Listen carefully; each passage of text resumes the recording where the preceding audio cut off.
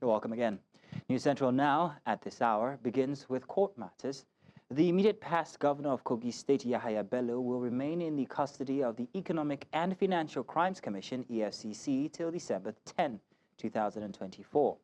Yahaya Bello and two others earlier pleaded not guilty to the 16-count charge brought against them by the Economic and Financial Crimes Commission. The former Kogi State governor, who is the first defendant, vehemently denied the allegations before Justice Mary-Ann Anene as they were read out to them. After taking their plea, the defendants' counsel, Joseph Daudu, moved an application for bail, but the EFCC counsel, Kemi Pinheiro, opposed the application, saying it had expired in October. Making clarifications, the defendants' counsel clarified this, saying that the only relevant application before the court was the motion for bail in respect of the first defendant, which was filed on November 22nd. And now to discuss this, we are joined by a lawyer and public affairs analyst, Justice Ogiano. Justice, good afternoon, and thank you very much for joining us this afternoon here. Mazino, it's my pleasure to join you. Good. Now, Justice, let's go right into it. What are the potential legal implications of the charges brought against the former governor? And what could be the penalties if he's found guilty?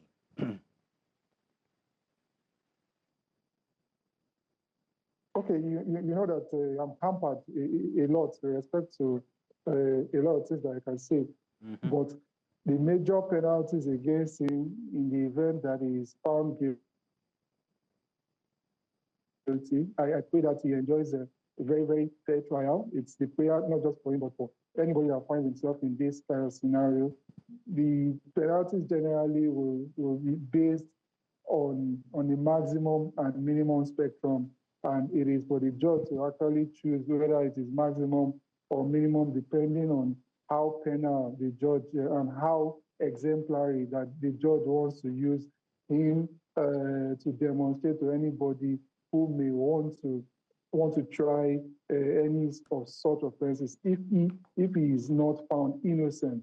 And it ranges from, because he's charged for criminal breach of trust, conspiracy, and the abuse of public property and charges in that regard. So it will range largely from 6 years to 8 years, maybe per charge, depending on, he has 16 charges against him.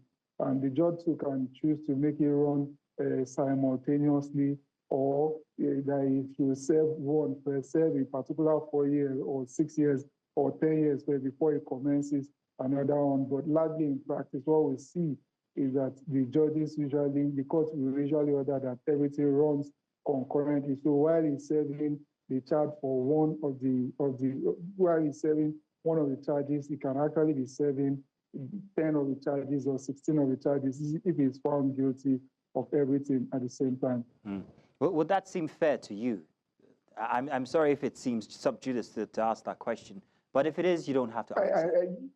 Definitely, I can't actually comment on whether it is fair or not at this stage of the proceedings.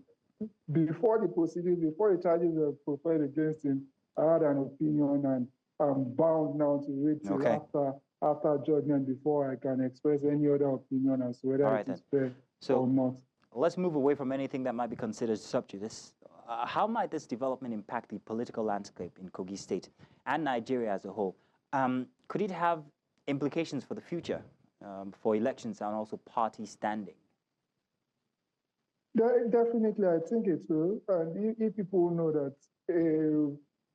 if governors, for example, or political office holders, especially 74 of them that have been exempted from direct prosecution, like mere mortals like us by Section 308 of the Constitution. You remember that the Section 308 says that governor and deputy governor and president and vice president, so 36 states of the federation, and that of the federal makes them 74.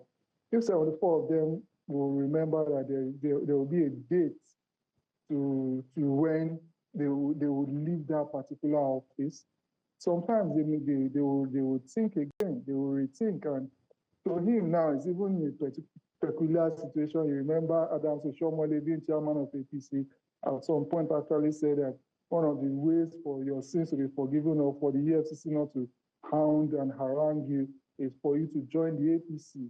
because he is presently in the APC and is presently being prosecuted by an APC government, maybe that too will send a proper signal to other persons who may feel that, okay, maybe because we are in the ruling party or in the opposing party, we may be able to get away with murder. So maybe they will think twice. The implications are rife. But let's talk about public trust.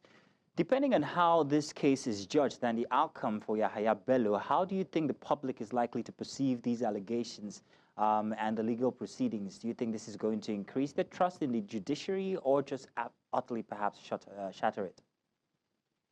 I do not, I will be a forever optimist when it comes to the judiciary. I know that there's been serious dents in the image of the judiciary, especially the post-election litigation, and I think it's unfortunately so.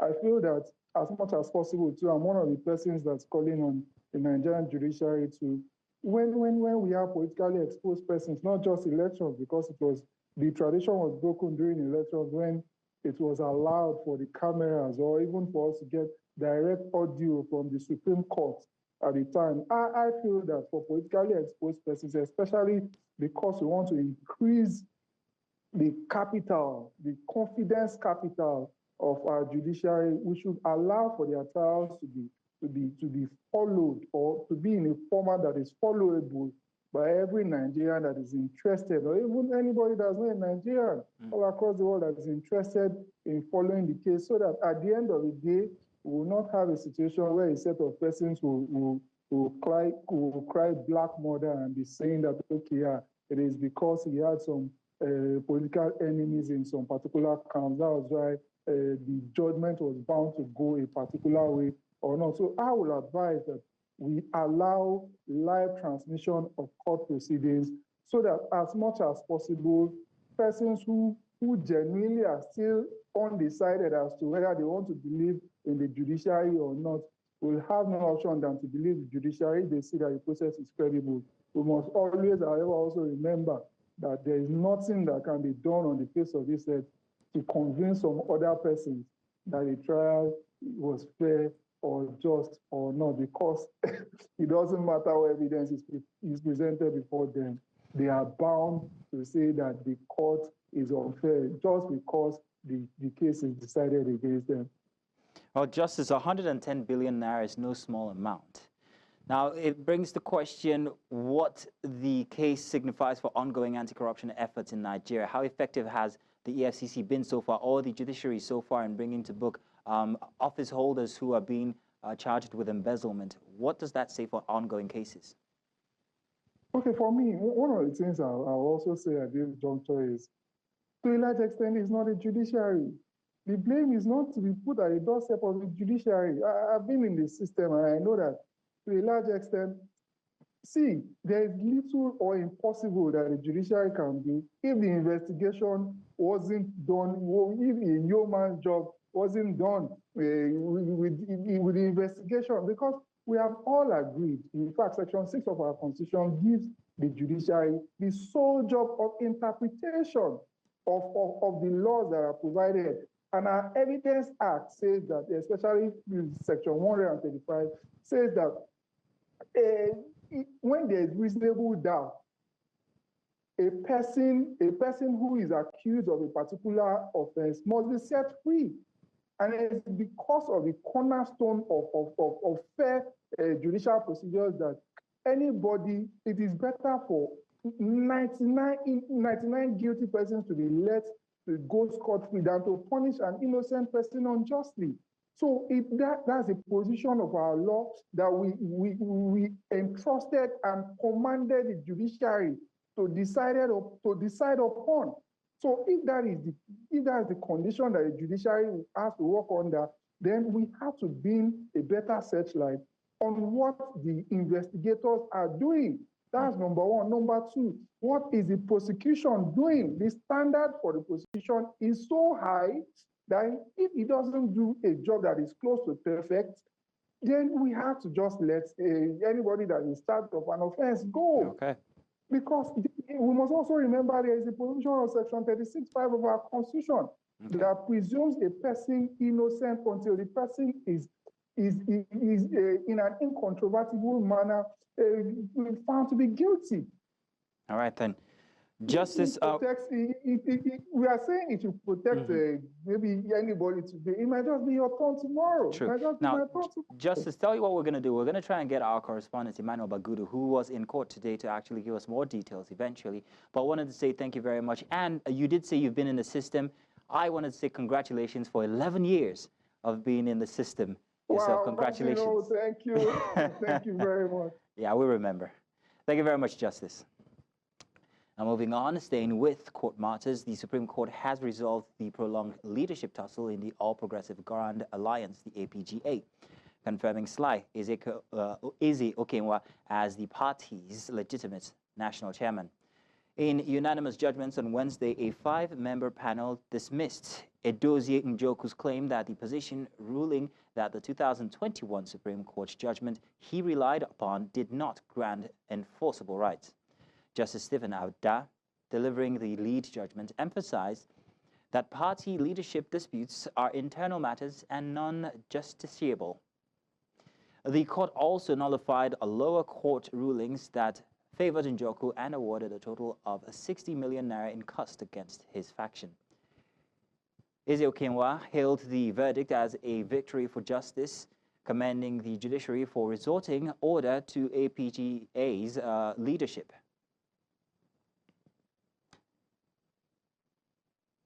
And we head to the energy sector now. After several postponements, the Port Harcourt refinery has finally commenced fuel production. The Nigerian National Petroleum Company Limited, NNPCL, confirmed this on its X handle on Tuesday. Our correspondent, Bernard Akede, gives us a brief history on the refinery. The Port Harcourt Refinery Company is a subsidiary of the Nigerian National Petroleum Corporation Limited, NNPCL. Located in Alesa, Eleme, just to the southeast of Port Harcourt, the company operates 2 oil refineries, including an old plant commissioned in 1965 that can process 60,000 barrels per stream day, as well as a new plant commissioned in 1989, which has a capacity of 150,000 barrels per stream day. Both oil refineries possess a combined capacity of 210,000 barrels per stream day. Sadly, the refinery in Port Harcourt, along with other state-owned refineries in the country, has only utilized a fraction of its capacity in recent decades due to inefficient processes and lack of maintenance. This has led to Nigeria, Africa's largest crude oil producer, becoming increasingly reliant on imports of refined petroleum products. In March 2021, the Nigerian government approved expenditure of $1.5 billion for the refurbishment and modernization of the refinery complex in Port Harcourt. The main contract for the modernization for the refinery was also awarded in the same month. The renovation project for the refinery in Port Harcourt, which will be carried out in 3 phases, is scheduled for completion by 2025. After several postponements, the Port Harcourt refinery has finally commenced fuel production. It's very important to know that you can't do this without leadership support and encouragement. And with that combination, this plan has come live today. It's going to solve some of the energy security issues in our country. And we are very proud that this has been done, and it's really a very fulfilling moment, this moment for everyone working in NNPC, and also to our shareholders, that we have delivered value to our shareholders, and this is what they expect from us. In an update on X, the NNPCL said NNPC Limited delivers Port Harcourt refinery as plant begins truck out of products Tuesday, 26 November 2024 at 1:45 p.m. Last week, you can see the price coming down. Partly is because there is ample availability of products because marketers, because of removal of subsidy by Mr. President, which has been done well last year, but again, the adjustment to reflect the actual price have made other marketers import, so there's more choice, more availability. The refinery will start with 60,000 barrels capacity per day, releasing premium motor spirit, diesel, and others into the Nigerian market. For today, on the port of NNPC, the price still remains 1,045 naira. But the challenge we are having, and the GMD has promised to do something about it as it concerns the selling rate of Dangote. Dangote is selling 970 naira per liter, while NNPC is still selling to us 1,045 naira. A difference of variation of 75 naira per liter. And you know, a businessman appreciates 1 kobo as a discount, so there's no business. So hence, the troop in and the rush and the high traffic that should be occasion arising from today is a bit less. But I think going forward, NNPC will review its price going forward. The Port Harcourt refinery would be the second petrol-producing refinery after the Dangote refinery commenced PMS production in September. Before now, promises made to Nigerians by the Federal Ministry of Petroleum Resources and the NNPCL about the refinery failed 7 times. The hope is that with this refinery now up and running alongside the Dangote refinery, issues concerning fuel scarcity and price hikes could soon become a thing of the past, not forgetting the other 2 state-owned refineries in Warri and Kaduna. In Lagos for News Central, I'm Bernard Akede. In the meantime, President Bola Tinubu has congratulated the Nigeria National Petroleum Company Limited on the successful revitalization of the Port Harcourt refinery. Tinubu also urged NNPC Limited to expedite the scheduled reactivation of the second Port Harcourt refinery and the Warri and Kaduna refineries. This is according to a press release by the Special Advisor to the President on Information and Strategy, Bayo Onanuga, on Tuesday, made available to journalists in Abuja. Meanwhile, the NNPCL has responded to misleading claims circulating in certain quarters, which alleged that the refinery is not producing products. The NNPC said the old Port Harcourt refinery is currently running at 70% of its installed capacity, with plans to ramp up to 90%. Now we're going to take a short break, and when we get back, we'll have development expert Bolan Olojede join us to discuss more on this. Welcome back. Now to discuss the Port Harcourt refinery instance, we're joined by development expert Bolan Olojede. Mr. Bolan, you're welcome. Thank you very much for joining us this afternoon. How will the resumption of production at the Port Harcourt refinery impact Nigeria's economy, particularly in terms of fuel supply, foreign exchange, and also savings and job creation? Okay. Port Harcourt refinery, there are actually 2 refineries in Port Harcourt. So what we're talking about is the smaller and older facility, which has capacity for 60,000 barrels per day. And we are told that it is now operating at 70% capacity with an intention to ramp up to 90. So at 70%, that's about 42,000 barrels of oil processing per day. Congratulations is the first word I would say, because I believe we've been on this journey for a very long time. So it is nice to hear a good story from one of the refineries at the end of the day. So kudos to everybody that has been involved. However, it is worthy of note that the production is still paltry. So we're talking about 47,000.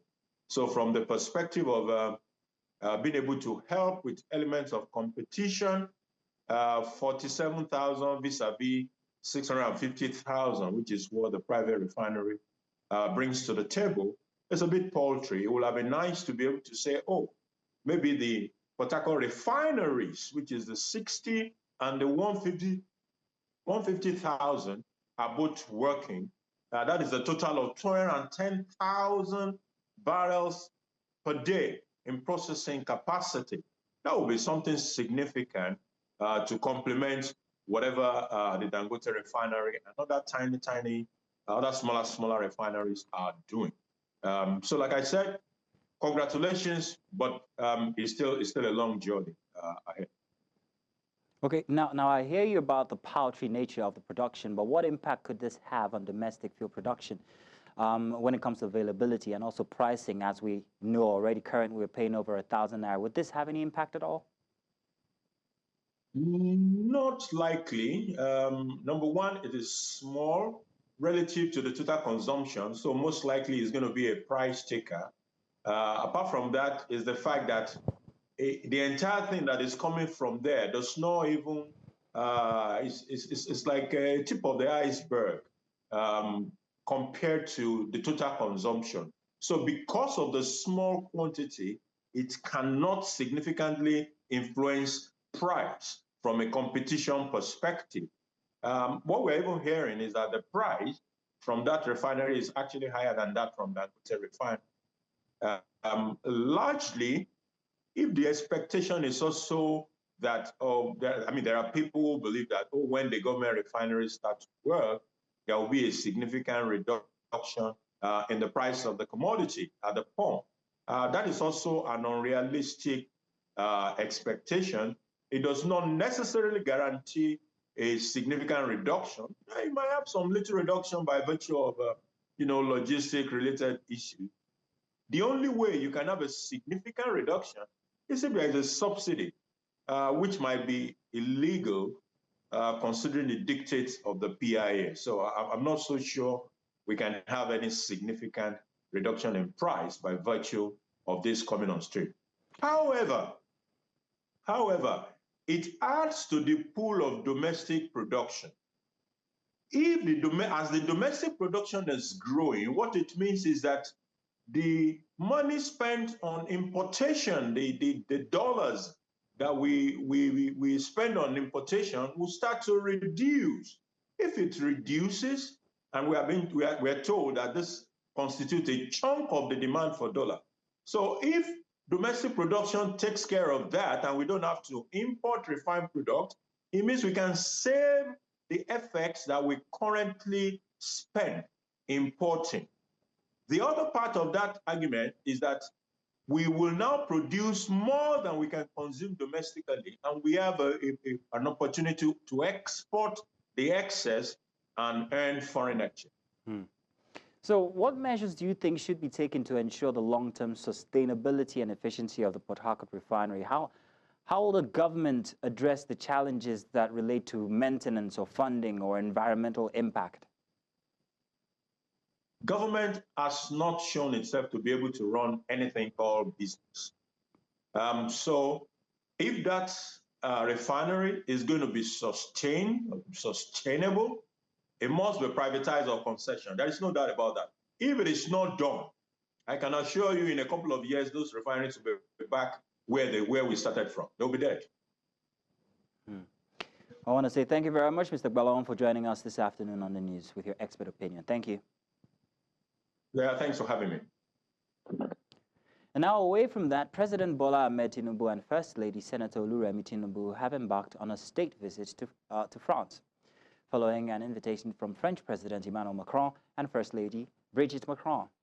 The Nigerian president would be formally received at Les Invalides, France's historic military museum, and the Elysee Palace for ceremonial activities and bilateral discussions.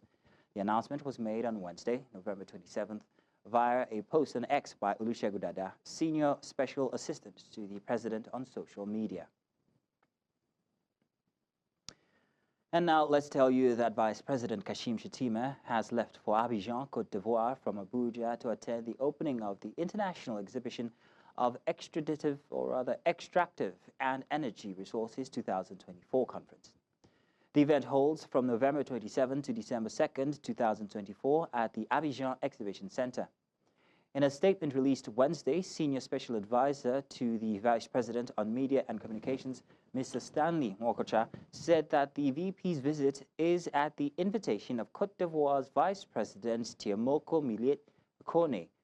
The SIREXE conference, organized by the government of Côte d'Ivoire, focuses on policies and strategy for the sustainable development of extractive and energy industry.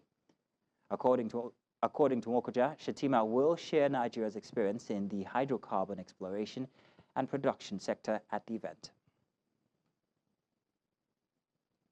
Now, pensioners under the Contributory Pension Scheme are demanding the federal government release outstanding accrued gratuities from March 2023 to November 2024. They are also seeking payment of unpaid pension increments, including increases in 2007, 2010, and 2024. The pensioners are calling on the government to declare a state of emergency in the CPS sector and clear all liabilities before December 16, 2024. They've threatened to occupy the Federal Ministry of Finance and the Office of the Accountant General of the Federation in Abuja until their demands are met. The pensioners union leadership says they have the mandate of their members nationwide to take this action. And in more news, the Nigeria police force has arrested 4 suspects for allegedly criminal conspiracy, job racketeering, impersonation, forgery of official documents, and obtaining money under false pretense from unsuspected victims. The police alleged that the suspects are specialized in forging documents from the presidency, Office of the National Chairman of the All Progressives Congress, and other government agencies, that their arrest was made possible following a tip-off about their fraudulent activity. Our correspondent Joseph Idong has more details on the story. The 4 suspects, Josefa, Zachariah, Abdullahi, and Murufu, were apprehended following a report from the Office of the Special Assistant to the President and subsequent intelligence work conducted by the Special Investigation Units of the Inspector General of Police. According to the police, the suspects were involved in forging certified documents from government agencies in an attempt to deceive victims and extort money under the pretense of securing employment. The first and second suspects, Kuzaifa Tafida and Zachary Abdullahi, had forged a document resembling one emanating from the Office of the National Chairman, All Progressive Congress, and another document with resemblance to one from the State House, Abuja.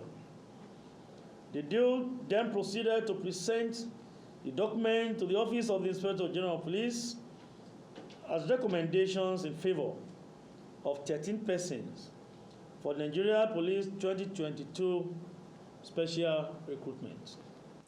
The police say that during interrogation, the suspects confessed to their involvement in the crimes. They admitted to forging documents from several government offices and individuals to defraud unsuspecting victims, promising them enlistment and jobs at various government agencies. The suspects were later allowed to explain their roles in the scheme. That's the only reason that I'm interested to join the police. So if you don't wear the uniform, at least you just want to be connected to us. Even if it's a civilian, as a civilian staff, you want to join the police. Have you written to the Ministry of Police Affairs before? No, sir. No. That person before you carve any stamp or you make any stamp? We used to find out, sir. Okay, so what did you find out about this people that came to you? This particular stamp is that this people that came to me, it's Zefa that came to me, but particularly it's not me that wrote the stamp, sir. So what are you doing? You're welcome back. Now, still in South Africa. Namibia's vice president was among the first to vote in Wednesday's election, which could make her the country's first female leader. Now, this comes as her ruling SWAPO party faces a strong challenge to its 34-year-old hold on power. Netumbo Nandia Ndatiwa, the 72-year-old veteran of the Southwest African People's Organization, cast her ballot in the capital, Windhoek, as polls opened at 7 a.m. Following her vote, she encouraged the public to vote before polls closed at 9 p.m., emphasizing that the outcome would affect both citizens and visitors. SWAPO has governed Namibia since its independence in 1990, but with ongoing issues such as high unemployment and persistent inequalities, Nandi Ndatiwa may face a second-round runoff if she doesn't secure at least half of the votes. An IPC opposition party leader, Panduleni Itula, cast his vote in the general elections in Namibia. Now, these presidential and legislative elections are pivotal as they could upset the ruling Southwest Africa People's Organization's 34-year-old grip on power. The 67-year-old former dentist and lawyer who founded the Independent Patriots for Change party in 2020 after leaving SWAPO lost to SWAPO leader Hage Geingob taking only 29% of votes in the 2019 elections. In his polling station in Windhoek, Itula affirmed that he is optimistic that his 4-year-old party could unseat the revolutionary movement. The decency with which we conducted this electoral process is absolutely admirable, and I'm absolutely proud, one, for all the political party leaders that conducted themselves in such a manner, and also their followers. We had a beautiful campaign as Namibians. If that come the elections that we expect to be in favor of IPC and its candidate, everyone else will have the decency and the spirit of patriotism to expect that the Namibian people have spoken and the will of the Namibian people shall suffice, and that we all will march from there into a new dawn, a new era of how we conduct our public affairs in this country. It's going to be very, very tough. It's going to be absolutely incredible. It's a unique situation in Southern Africa, a unique situation in Africa and also the world, that a political party of 4 years old comes and then unseat a revolutionary movement. A fresh anti-government protests erupted in Mozambique amid an outcry after a police vehicle mowed down a woman at a demonstration in the capital of for Venancio Mondlane. The opposition leader disrupting October elections. Now, Mozambique's government had banned protests following sustained post-election unrest and has left several people dead and dozens others injured. It follows last month's disrupted presidential elections won by Frelimo, the party which has governed Mozambique since 1975. Demonstrations started at the end of last month in the capital, Maputo, after Daniel Chapo, the Frelimo candidate, was officially declared the winner with some more than 71% of the votes. Foi aqui. Morreu alguém aqui. Não sabemos se ela vai sobreviver, mas se ela foi atropelada taxativamente, criticamente, e ela está num estado muito crítico. Eu vi com os meus próprios olhos, o braço está partido, a perna está partida e na face dela está toda ela raspada, a sangrar, nem conseguia nem falar, nem nada. E carregamos de um lado para outro, a militar, a ver, pedimos socorro, nenhuma viatura, que estas viaturas são nossas viaturas e não conseguiram nos apoiar. Mais tarde é quando veio uma TV que carregou aquela moça para o hospital. Neste exato momento, não sabemos qual é o estado de saúde dela e como é que ela se encontra, e quem estava lá como acompanhante é este senhor. Outro polícia trânsito, mas uma pessoa que estava lá, foi uma viatura particular que nós carregamos para aquele carro, mas vamos deixar ao hospital, não sei se vai sobreviver ou não. Chegamos lá, foi recebida ela, já levaram para outra sala. We now head to South Africa, where Stilfontein residents have come together in a heartbreaking plea for action. Local residents and the relatives of miners trapped underground are demanding that the government take immediate measures to rescue their loved ones who are dying slowly in the shaft depths. The miners have been trapped at an abandoned mine for weeks now without food or water, following a ruling from the Pretoria High Court that no aid should be sent down the shaft. Police have been camped outside the exit point for weeks now. Now, our correspondent Bongani Sisiba is on the ground as we cross over to her. Bongani, good afternoon. Please, if you bring us up to speed with what the latest happenings is where you are. Mazino, good afternoon. It's still the same thing. Like we've been here for 3 days now. Nothing is going on. It's just the media and the police.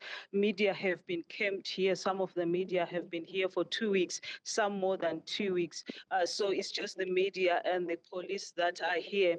And we understand that from these mines, no one has come out, and also the police continue to guard the 2 exits, exit 11 and exit 10, which exit 11 is where other miners came in some days ago. But we also understand that there are miners who are also underground. We had gone to look for gold, who are also underground. But we had an opportunity to go to the communities and speak to community members with one family member who said his brother, before he was a minor, he was a gangster. So what does this mean? It means that there are no job opportunities in this community. So the community here are using mining as a source of income. They go down, they get gold and come outside and sell it. That's how most of them, they are surviving in this community. But we have also the relatives of those people who are down the mine. In the morning, they came to the other side just to protest, to say that the government is taking long for them to help these trapped miners who are here, because so far we haven't seen anything that is happening here. It's just the police that are guarding those exits. But also the human rights were also here. Also, they said that they are going to appeal. You know that for 2 weeks now, these miners haven't been getting food or water. So the court ruled out that they shouldn't get water and food. Because why? We know that the minister and the president had earlier said that they are going to smoke these miners out. So there's no food or water that has been going down there. But the other question that is on everyone's mouth, because this is not the only mine that we know of that have illegal miners. It's many of them around Johannesburg, not only in Johannesburg, but South Africa. So the question is, why were these mines and why are these mines not closed down? So why are these mines still open? It's not a new thing that we have seen illegal miners going down underground to look for gold, especially those who are unemployed. So these are some of the questions that people are asking. But also the other thing that was raised by other people is that they are not being rescued because many of them are foreign nationals, with other community members also speaking on it, that humanity has to come first. These people need to be helped regardless of their nationalities. So it's still now police guarding these exits, media waiting for those illegal miners to come out, or the police or the government to help. So this is the situation that is on the ground for now. Bongani, thank you very much for bringing us up to speed. That was indeed very, very interesting to hear. Thank you very much, and we hope that these miners are rescued in time. Thank you again.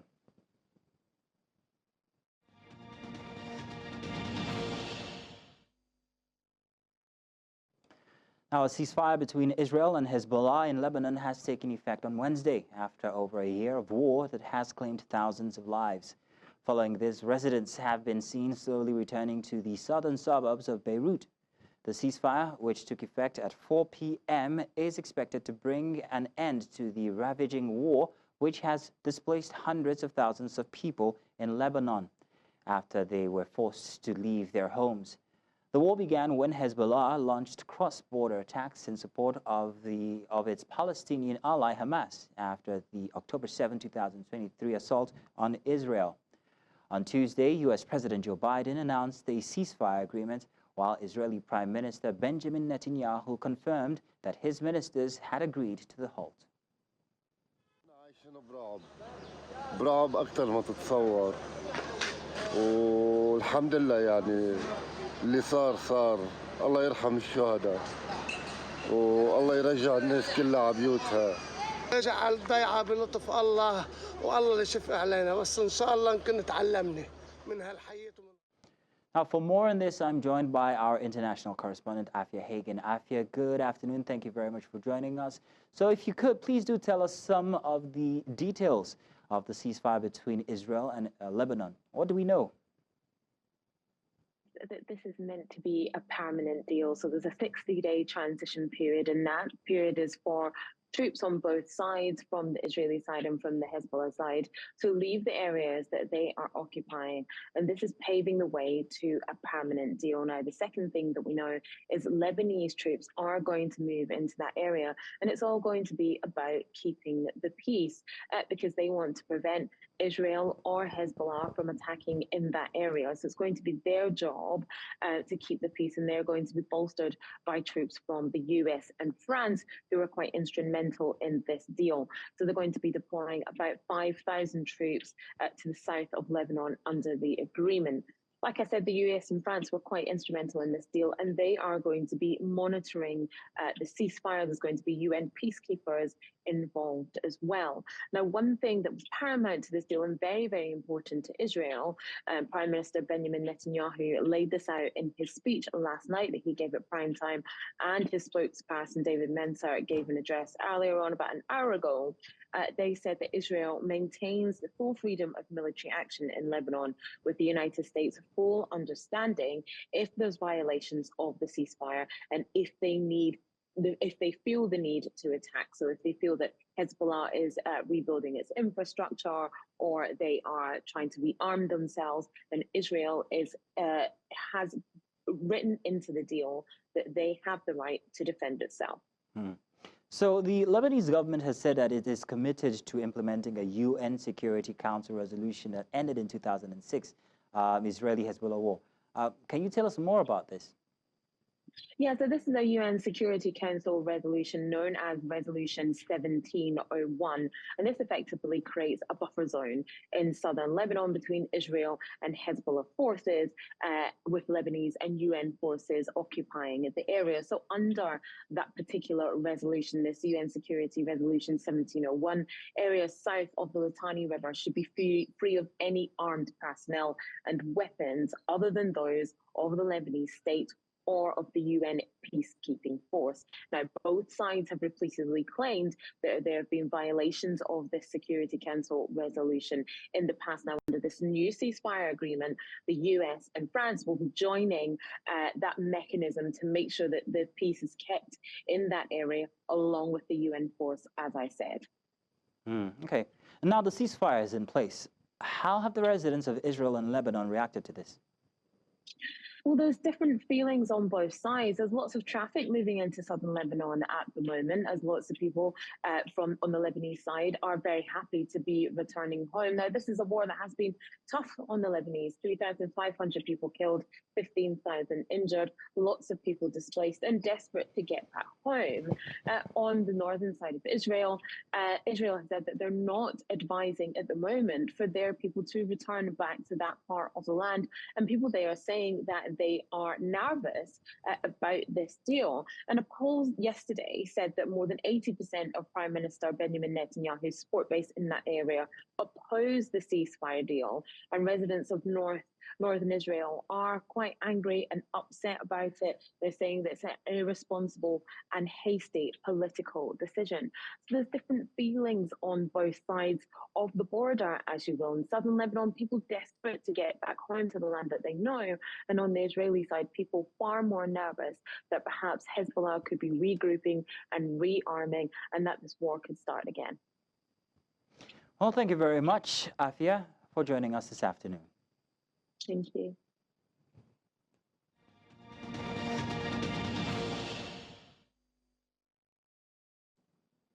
Welcome now in time for sports. League leaders, Toja Marine Academy and Safety Babes will aim to maintain their top spot in the second phase of the Niger Handball League as they face Correctional Boys and Rivers Queens when the hostilities resume in Lagos on Wednesday. In other games slated for Wednesday in the female category, Bendel Dynamos will take on Delta Queens, defend the Babes clash with Rima Queens. Seaside Babes will take on COAS Shooters, while Plateau Peacocks take Imo Grasshoppers. Other games in the male category will see Adamawa Warriors battle Confluent Stars, Lagos Seasiders take on Kano Pillars, Sunshine Kings play Niger United, Benue Buffaloes lock horns with Safety Shooters, while the Defenders clash Rema Strikers. And in football, the Football Association says it is investigating an allegation that referee David Coates disclosed or discussed giving a yellow card with a fan before a championship match. Coates said he denies the new claims and calls them false and defamatory. Now, the referee is allegedly under investigation by the FA and has been suspended by refereeing body, the Professional Game Match Officials Limited, and European football's governing body, UEFA, following separate allegations about his conduct. A new report in the Sun newspaper on Tuesday claims that Coates exchanged messages with a fan discussing giving a yellow card before and after a game between Leeds and West Brom in 2019. The exchange refers to a booking Leeds defender Esjan Alioski received in the match from Côte. Now, there is no suggestion of any financial gain by Côte, and the booking is regarded as entirely correct.